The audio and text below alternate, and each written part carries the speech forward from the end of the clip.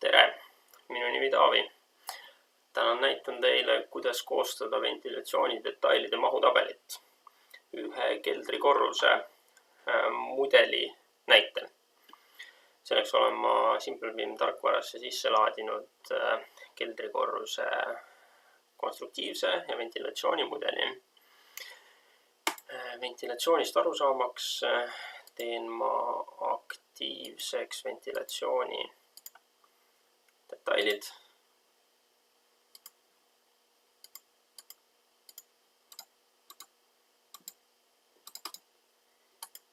Isoleerin need ning siin on mul nüüd näha kõik keldris asetsevad ventilatsiooni detailid. Mahu saamiseks avame table funktsiooni.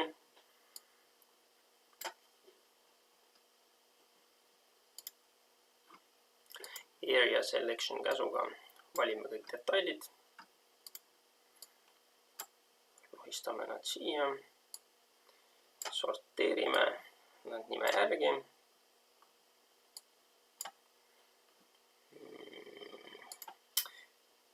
Ning arvutame tüki arvud.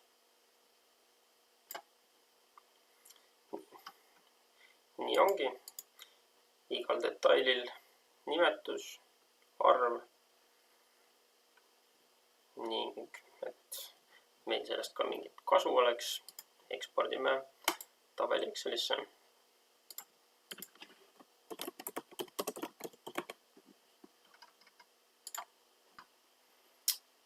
Info kõik ilusasti tabeli kujul olemas. Pane ainult ühik kindla järgi ja eelarve ongi valmis.